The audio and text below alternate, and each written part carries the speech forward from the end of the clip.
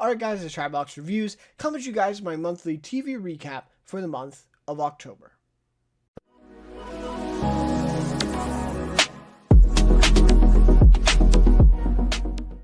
Alright, so we're now in the month of November, which means it is time to look back on the month of October in TV. So this one, of course, will just be going over some of the shows I've been watching in October. Of course, a little bit of November here, basically anything up to, today's video. That I'm going to include here, but some really great shows that I've been watching in October. Really looking forward to talking about some of these, and a couple of them I do want to do reviews for. One of them for sure, Heels, is going to be the review for that is going to be coming out either before or just after this one. So really looking forward to hearing what some of your guys' thoughts are on some of these. Really looking forward to all that, and especially looking forward to some shows in November, and of course continuing some of the shows that I'm already watching as they go into November. So really great time for TV right now. Honestly, this is easily the best time of the year of 2021. I think May and June was pretty good. There were some good new shows on, at least in my opinion, during that time. But this fall, September, October, November is really, really excellent so far. Or at least it's kind of looking that way. So yeah, really enjoying it, and I'd love to hear your guys' thoughts on what you've been watching the last month or two, and kind of what you're looking forward to going ahead for November, and maybe even a bit of December to finish out this year. And 2022 is just stacked. I mean, just stacked. Just recently we got the news that Righteous Gemstones is coming out January 9th, or somewhere, start of January. So many big shows, at least in, my shows that I really enjoy watching, but also just, big shows like Lord of the Rings, House of Dragon, just a bunch of these big time shows that are coming out in 2022. So it's going to be packed, and I'm really looking forward to it, especially after, I guess 2020 was relatively, normal for the types of shows that came out, especially in the first half of the year for sure. You really saw no effect of what happened. But I think the start of 2021 was where you really saw the effect of that. So it's a little bit unfortunate, but hopefully, the end of the year kind of redeems itself here. And yeah. So anyways, yeah, love to hear your guys' thoughts on this one. And if you enjoy the video, please leave a like and consider subscribing to the channel as well. Would really appreciate that. But without any further ado, let's get into some of the shows I watched. So there were 6 total that I watched this month. And it came up to 21 episodes in total, so a little bit less than last few months, but this one I haven't been really watching any throwback shows, no kind of, I'm still watching Mad Men a little bit, but kind of taking a break from that with just a lot of new shows out right now. You just don't have as much time to watch some of those, older ones that I'm really trying to catch up on. Justified I watched, last month, and really, finished that one up, really enjoyed it. So anyways, also I'm looking for recommendations too of kind of older shows that are off the air now, looking back and taking a look at some of the older kind of throwback, if you will, kind of like what I referred to them as, shows. I'm really looking for recommendations. So if you have those, love to hear those as well. But anyways, so let's get into this list then of 21 episodes from 6 shows. All right. So to start things off is Heels Season 1. And I'm not going to talk too much about this one, honestly, because I am making this review, and it's going to be out very soon. So this is the last 4 episodes that I watched. So the first 4, the first half of the season was in last month. This month, it's the second half. I thought maybe the first half might be a little bit stronger than the second half of episodes. The ending, again, I'll go into more detail in the review, especially the spoilers section. I thought it was a satisfying conclusion. I really do think that it could have been, just a contained arc, and that the series could have ended there. It really was that satisfying. I did have some problems with it, though. I think it could have been a little bit better. But yeah, overall, again, I just thought it was a satisfying ending. And now the show actually has been renewed for a season 2, which is great news. A little bit surprising considering the live TV ratings that have been released for the show. Really, really quite bad. But regardless, really great news that it did actually get renewed, and a season 2 is coming. So that's really great. So that ending, yes, it was satisfying, but now we actually will get to see more story play out, and that's awesome. So, yeah, overall, one of the best shows of the year with Heels. I think, I said that after the first 4 episodes, and there are elements of the second half that I think are even better than the first half. And so if I said that in the first half, I definitely believe that now. It's easily solidified as one of the best shows of the year for me. And it's not something that I knew that I would like going into it, to be quite honest. As a non-wrestling fan for a show about wrestling, obviously it's much more than that, and I know that now, but from the outside looking in, that's kind of how I felt, and I'm really, really glad that I wasn't kind of deterred by that, and I actually did give this a chance, because, like I said, one of the best shows of the year, and did definitely give me a little, kind of a newfound respect for wrestling, and what that is all about, and especially kind of the behind the scenes and the more creative side of what wrestling is, and putting on, those events and the story and the characters and all the things that go into that some people may not actually realize while watching it, or people who don't watch it definitely don't realize, like me. And so I just thought the show did a really great job bringing some of that to light, and especially in the second half as well. And the performances, some of the best performances of the year. Stephen Amell, Alexander Ludwig, Chris Bauer stand out specifically. All three, some of the best performances of the year. Really, really excellent stuff from those three guys. And specifically Chris Bauer. He is insane, especially in the second half. Absolutely insane job, and probably the best supporting performance of the year so far for me. So really excellent stuff. Can't say, enough good things about Heels. Not a perfect second half, like I said. A couple problems with the ending, and, a couple episodes there before the ending with episode 7. A couple issues, but overall, really excellent show. Can't recommend that enough, by the way. Really, really do recommend it. Even if you're not a wrestling fan, give it a chance. Give the first episode a chance, and see what you think. So, really great stuff there. All right, so next up is American Crime Story Impeachment. So this is 3 episodes. So I'm going to have the penultimate and the finale for next month that I'm going to watch.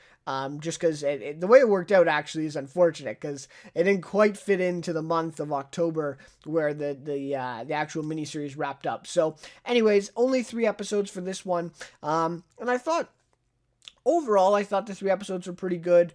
We had, the episode where, I don't want to, spoil too much, but it is based off a true story after all. One episode where we kind of focused on, I guess, kind of the aftermath of the news, right, of Bill Clinton and Monica Lewinsky. So that was definitely an interesting episode. And again, one of the biggest strengths of the show continues to be the way they're able to recapture or kind of restage these real life events, and put their kind of actors and put their kind of touch on these real life events in a fictionalized way. It's still one of the greatest strengths of American Crime Story, especially this season. So I can't say enough, good things about that aspect of it. And I think they did a really excellent job with this Monica Lewinsky episode. I believe it's called The Assassination of Monica Lewinsky. And it's a fitting title because that's really kind of what it was. And they do a really good job of showcasing that.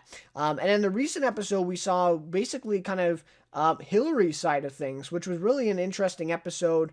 I'm not sure that they, really captured it as well as they could have. I think there was a lot of kind of cliche, and I think Edie Falco is such a great actress, and some of the stuff that she had to work with there was a little, I don't know, it was a little choppy to me, a little bit of that dialogue, and that kind of relationship with Bill, and Clive Owen, again, like Clive Owen and Edie Falco, great actors, and both, I mean, Clive Owen especially doing an amazing job this season as Bill Clinton, but again, I just think the dialogue and the writing there wasn't as sharp as what it could have been, and so, they're good actors, great actors, but they really couldn't quite salvage some of that stuff and some of just the melodrama of what was going on there. So, anyways, that's just kind of my thoughts on the kind of last couple episodes, I guess, of Impeachment.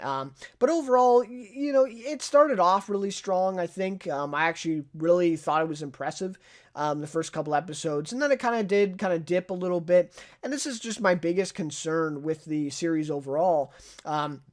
Even just going into it, where I learned it was 10 episodes long.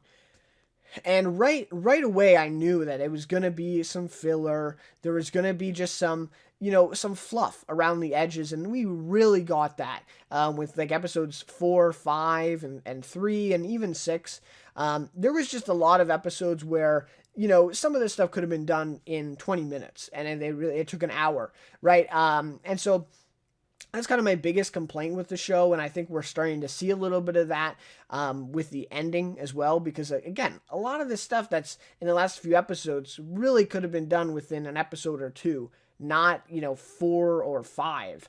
And so that's just kind of my thought of the series overall. And again, I'll share kind of more of my overall thoughts of it, and I might do a separate review for the series when it's all said and done. But yeah, it started off impressive, and then it kind of just stagnated with the length of the series. I really think 8 episodes would have been, that would have been enough. Maybe even 7 would have been perfect, but 8 would have been enough. It's just, making these series 10 episodes. I know OJ was 10 episodes, but I do remember that being a little bit of filler too. So, and I do love that season. One of my favorites probably of all time in terms of miniseries. But, yeah, I don't know. This story in particular does not need 10 episodes. And I think we're seeing the kind of consequences, or I guess the results of deciding to do 10 episodes. So anyways, that's just kind of my thoughts, on Impeachment. And again, share kind of some more of my overall thoughts when it's all said and done. And the finale airs, I believe it's next week. And we'll be all done. So definitely, next month's recap, I'll, kind of revisit this and talk about that. All right, so then we have What We Do in the Shadows, Season 3. Okay, so this is 4 episodes of this one, so 7, 8, 9, and 10, because we watched the first 6 last month. I'm a little bit conflicted about this one, because I do really like the ending of it. I think it really kind of shakes things up for season 4, and we'll have to kind of see where it goes, where these characters and where the story goes. And it is good to kind of shake things up every once in a while, and it's crazy to think that they're like 3 seasons in now. It doesn't seem like that, but they are. And so to be on a season 4 and to have just the same exact dynamic does get a little bit tiring. And so I think that might be good. Again, try not to spoil anything, right? But just, there's a bit of a mix-up. And so I think that's going to be an interesting kind of dynamic. And hopefully it's not just, all resolved in the first episode and then it kind of goes back to normal. I like to see a little bit more of a kind of progression there before we kind of settle down again in Staten Island. I guess I'll just say that. So at the Vampire House. But yeah, I did think that the second half of Shadows this season was a little bit weaker, though, I will say. I think season 2 was better. I'll just say that. I think season 2 is better. I think even season 1 is probably better. There were some great episodes in season 3. I think the first 4 episodes were really strong. I mean, Casino is easily one of the best of the entire series. In episode 4, Gail having Aida Turturro come in was just excellent. The first episode was great, the premiere.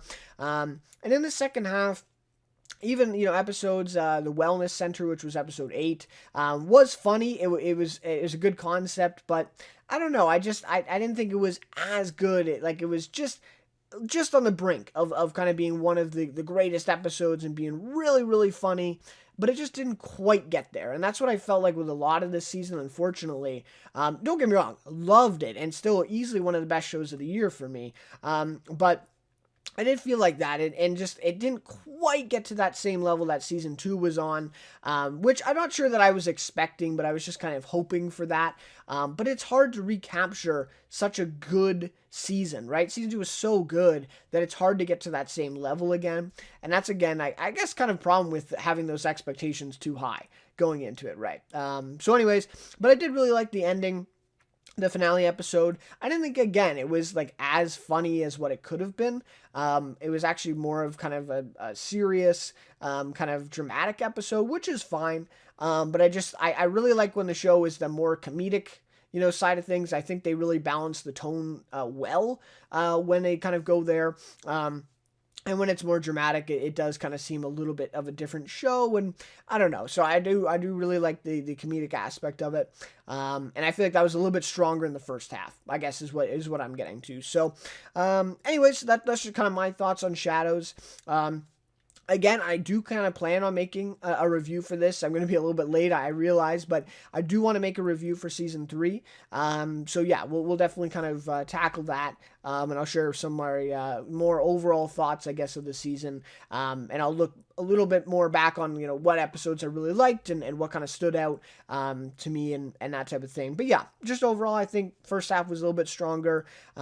Second half, a little bit weaker, but you did have some really good episodes in there. Like I said, I think episode 8 is probably the best of the bunch there. And again, I don't want to spoil too much, so I don't want to get too into detail. But episode 9, the kind of twist that happens at the end of that is really interesting, and that kind of, again, builds into the finale and that whole ending that kind of shakes things up. So anyways, those are, like I said, those are my thoughts on Shadows. For now, we'll leave it there.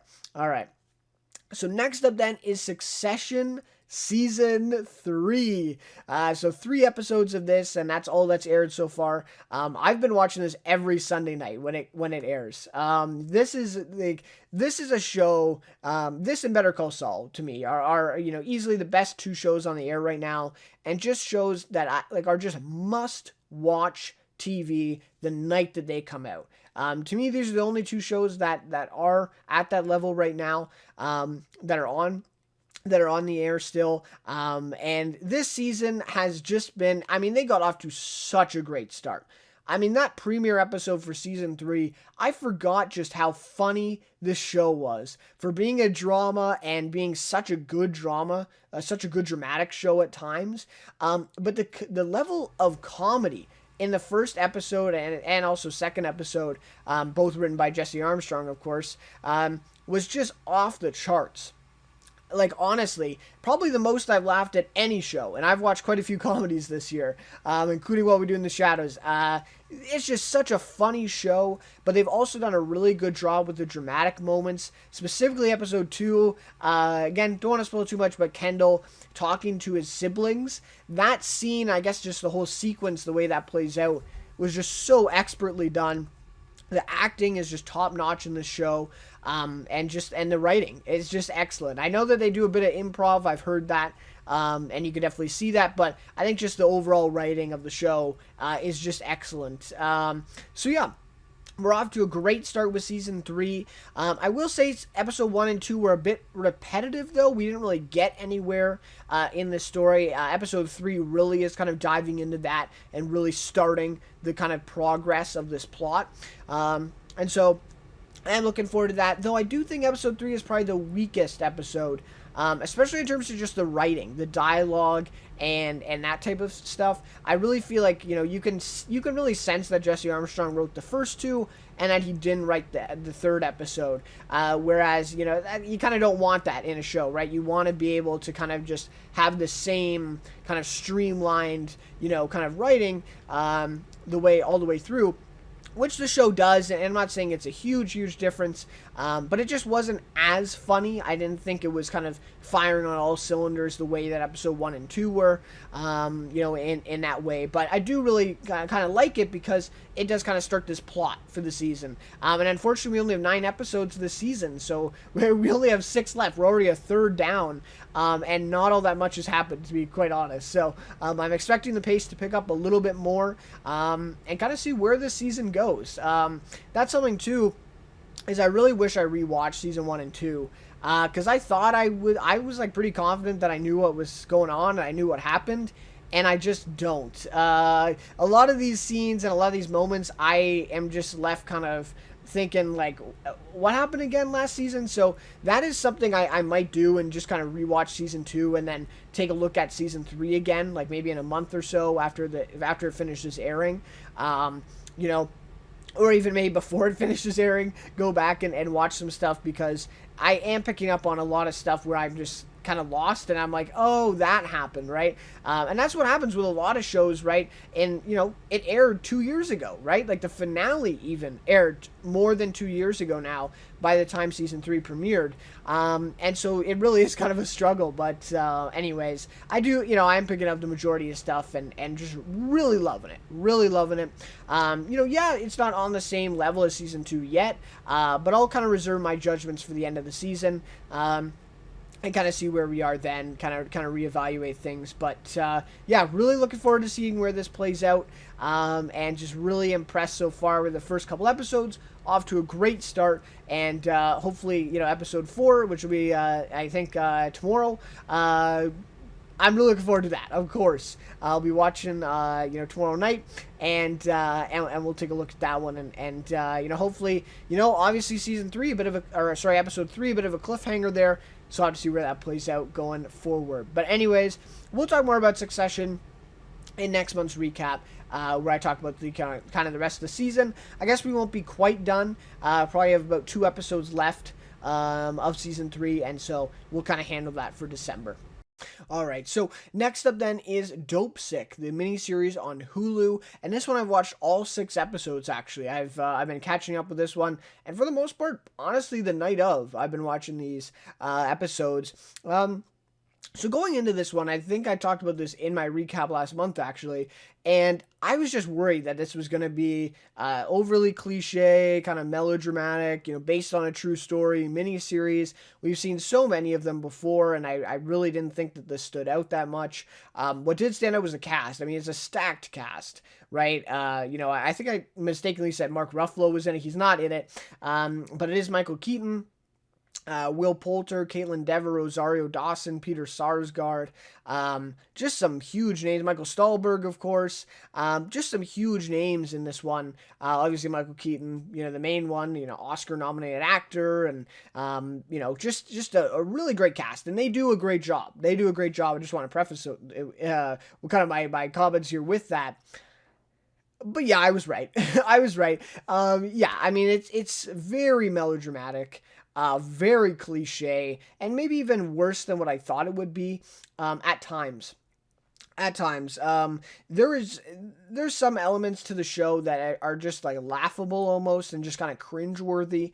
The way that they're so melodramatic and just so on the nose, just excruciatingly on the nose. It's just so obvious what they're trying to do, and the exposition that some of these characters, the dialogue is just, I mean, it's off the charts. But having said all that, it's still such a compelling story. And again, I've kind of learned to accept it, though. When you watch a series like this, and, you kind of sense those, you pick up on that very quickly, which I did. I mean, the very first episode, I picked up on that stuff. But once you kind of accept that, and you're just comfortable with that type of writing and the type of approach that they're taking with the series, in over dramatizing it and making it kind of kind of on the nose commentary about it.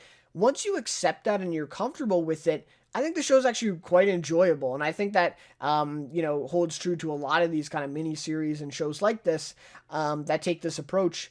Yeah, I mean, the show is still enjoyable, and it's a really compelling story, and that's, I think, something that a lot of people are kind of connecting to. I've seen a lot of people that have really enjoyed it so far, and might not agree with the writing being that bad. I know a lot of people are really enjoying it, so I don't want to take that away, but to me, at least, that's the way I see it. But I still enjoyed it. Having said all that, I think the performances are great. I think some of the best of the year. Michael Keaton, I mean, this is at least the best I've seen him since Birdman. I haven't seen him in that much since that movie, but yeah, I mean, he's absolutely excellent in this. And Caitlin Dever, man, she is off the charts in her performance here as well. Just those two in specific. Rosario Dawson's also good. Peter Sarsgaard's good. But those two in specific are just really, really great in the show. So again, the writing not too kind to them, but they really do the best with what they're given here. I can't say that enough. And Michael Stahlberg, too, also worth mentioning. He is a very, very specific angle into this character, and he does it so well. So well. I still think he is better in Your Honor this year. So if I kind of had to give him, no, and they're both miniseries too. So if I had to kind of, given him a, in terms of award conversation, yeah, I'd probably give him for Your Honor, but he is so great here as well. So he's having a really great year with both of these shows coming out.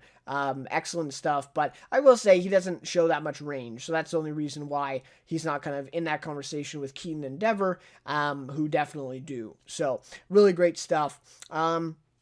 Yeah, there with Dopesick. So again, really compelling story, and I'm really looking forward to the finale and kind of hearing, or not hearing, but I guess seeing how this is all resolved, and then especially looking into the real story, and seeing how accurate the show is, and that's something I do a lot of the time, based on true story stuff, especially with Chernobyl, the miniseries, a couple years ago, just kind of looking into the real story about things. And that's what I feel like a lot of these miniseries do such a good job at is, okay, yeah, it's fictional, you watch it, it's entertaining even, compelling, and then it also kind of raises awareness and makes people look into the real story, right? And kind of give that, that push, I guess, to people to actually look into this, where otherwise they may not have if they didn't see this show. So I think that's one of the strongest things about a miniseries like this, based on a true story, based on a really important true story, like Dopesick is. So yeah, overall, pretty much what I thought it would be, to be quite honest. Maybe even a little bit worse than what I thought it would be, but I'm still enjoying it. I'm rolling with it. Gonna see it out. Gonna see the last 2 episodes here that are left in the 8-episode miniseries here. And yeah, so we'll see what it is. I'll definitely kind of check back with next month's recap on those couple episodes. And kind of share my thoughts in the finale. I really don't know how they're gonna end it. There's just been so many time jumps and flashbacks and all kinds of things with the timing of this of the story, and so I'm really curious how they're gonna all connect those things just within the last 2 episodes. I'm a little worried, to be quite honest, but it is what it is. Anyway, so we'll see with that one. Looking forward to those last couple episodes in the next coming weeks. All right, so to end things off then is 4400 season 1, and this one I just watched the premiere of, so it's all I can really comment on. I think there's been a couple episodes yet since then that's been released on the CW, and yeah, I've only seen the premiere episode, but I have to say I'm only going to see the premiere episode. I really am not interested in watching any future episodes after this one, and I guess that kind of spoils my thoughts on it, but it's just, so I'm a huge fan of the original, and that's the reason I really just gave this a chance. The 4400, I think it aired in like 2004, so now we're talking about 17 years old, which is insane, that it's that old. I guess you could kind of see it a little bit in the quality, but anyways, really great original show. To me, one of my favorite shows of all time. Just subjectively speaking, like enjoyment wise, yeah, one of the best shows of all time for me. Really enjoyed it, and it was probably one of the first shows that one of those first kind of sci-fi drama network shows, and there's so many of them now, but to me that was one of the first ones. That I really, enjoyed and watched. Obviously, I didn't watch it live, but, after the fact, watching it and really getting invested into it, yeah, it was just such a great experience, and I think I just binge watched most of it. So yeah, really enjoyed that original show, and one of the highlights I always like to reference when I talk about the show is Mahershala Ali, right? An early Mahershala Ali performance in that. I think that was like one of his first big projects. And you can really see, though, his potential in that show already. Just his level of acting was almost it was on another level, while compared to the rest of the cast around him. You could constantly kind of, tell that in his performance. And so it's not hard to believe that his trajectory that he's been on the last, decade and a little bit more than that. Now he's a 2-time Oscar winner, and he's, in the conversation for some of the best, actors working today. So really great stuff. And I love that reference, that he's in the show that early on and he's just so good then. And yeah, it makes sense that he's so good now. So really great stuff. for Mahershala Ali, and definitely one of my favorite actors as well working today. Really like everything that he's been in, especially True Detective season 3. He was phenomenal in that as well. So yeah. Anyways, so this one I remember talking about this reboot and that it was in development. I think this was 2018 even, way back then, when we talked about the news of it being in development. And I think there was really just two options. In that, the one, they were actually talking about bringing back some of the cast. I'm not sure Mahershala Ali would have been, ready to do a network TV show these days. But at least some of the cast maybe would have came back. They would have done a time jump and just kind of done that. And then the other option was just to reinvent the story, work with the same concept, but kind of modernize it a little bit to our world today. And get a whole new cast of characters and all that stuff. Okay, so they ended up going with the latter, right? They didn't bring back the cast. They went with this kind of modern take on the concept. And I have to say, the way I look at this is twofold, right? So one, I don't think the show really captures the original concept, right? It just does not really pay homage to the original. And some of the biggest strengths of the original and just the overall concept of the show are just completely missed here with this reboot on CW. Just completely missed. Again, maybe in future episodes they do capture some of those, but to me, like, it just completely missed out on some of the strongest concepts of that original show already just in this first episode. I mean, just to begin with, the whole kind of the way it all plays out with the 4400 appearing and that whole kind of phenomena that is the big part of the original show is done, I think, within like 3 minutes of screen time. That's just done, and they're here. So, just from the very start of the episode, it's just completely not paying homage again to that original series, and just not really much respect for the concept and what they're trying to recreate here. So there it's bad on that side of things. But then also, okay, fair enough, they're trying to modernize it. Maybe they're just kind of forgetting about the original. They're just going to use the central concept and just roll with the new story. But even in that way, even if you want to argue that, it's just not a good show in that way either. Just as a standalone show, it's not great. So I don't know what to say about this one. It's just bad, in my opinion. And even some of the performances I thought were actually pretty good for like CW network stuff. I think the lead character, I forget the actress' name, but I actually think she was pretty good. In the role, and some of the other side characters, I think the acting's fine. It's just the writing is just like really, really quite bad. Just a lot of on the nose stuff, a lot of cliches, and just so much melodrama included in this one, and also references to current day and what's going on. A lot of just a lot of stuff. In terms of wearing masks and stuff in the show.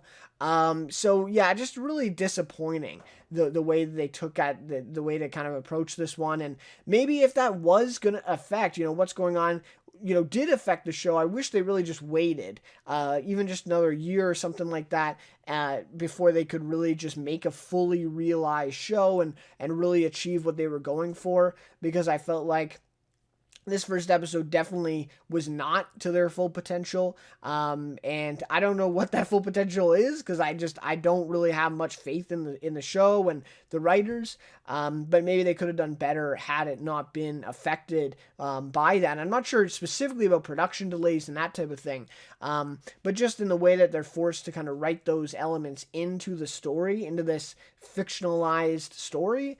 I don't know. It was just a little bit too much for me. And, maybe otherwise they could have made a bit of a stronger episode and some stronger references to current day, because it just, I don't know, it just really gets bogged down by that. But anyways, with all that being said, it's so disappointing, because the original is one of my favorites of all time. And this is just, again, not a good show on its own. And just not a good show in respects to, paying homage and really capturing some of the great elements of the original. So both ways, it's bad. So that's just my opinions on this one. And honestly, I would say probably the worst show of the year for me at this point. But we have another couple months, so we'll have to see. But yeah, really disappointed with that one with 4400. So love to hear your guys' thoughts on any and all of these shows that I talked about, specifically that one if you have checked it out. Really like to hear your thoughts, and if you disagree with me, perfectly fine. Just really like to hear from you guys on what you've been watching, and then also what you've been looking forward to, which we'll get into now. So for November, what am I looking forward to? What's kind of on my radar? So first, I want to finish American Crime Story Impeachment. Obviously, that's kind of the main one. We have 2 episodes left of that. Dopesick miniseries, so we'll finish that one off. And just 2 episodes left in that as well. So we'll 4 episodes there. Left in that to finish off there for kind of the I guess the endings of both of those series. So we'll come back next month and kind of share my thoughts on what I thought of those, and I guess some more of my overall thoughts on those miniseries as a whole. And then obviously Succession season 3, right? Going to continue with that, and have 3 or 4 episodes next month to talk about. Really looking forward to the rest of season 3, of course. Then a couple new ones that I have here that I wanted to highlight is the Shrink Next Door miniseries. That is coming November 12th, next Friday. Really looking forward to this one with Will Ferrell, Paul Rudd, Catherine Hahn. Catherine Hahn, yeah. Really looking forward to that one. I've been looking forward to this one, I think, since like maybe 2019 when it was announced that Will Ferrell was going to do this series on Apple, and it's finally here. It is a mini series. I believe it's 10 episodes, 8 or 10 episodes, maybe 8. Maybe 8 episodes, I am a little bit kind of worried that it's not going to be maybe as good as what I think. I think my expectations are a little high going into it, just considering that Apple has been kind of that way. They've gotten big names, big, concepts and really promising stuff, and then the execution is just never quite there. That's at least my experience with Apple so far. And so I'm sensing something like that will happen, but nevertheless, I'm looking forward to it. Will Ferrell, easily one of my best, one of my favorite, comedic actors of all time, probably the favorite. And so I'll watch anything that he's in, especially a TV show like this. So really looking forward to The Shrink Next Door, and I haven't really seen it talked about that much. So surprisingly, with all these big names attached, but I haven't really seen a lot of attention for it. So really hoping that more people check it out. And I'll definitely be there on day one, watching the first 3 episodes that Apple puts out on November 12th. So that's one. And then the other one is Mayor of Kingstown, which is coming November 14th. So that's, I guess, the Sunday night, next Sunday night.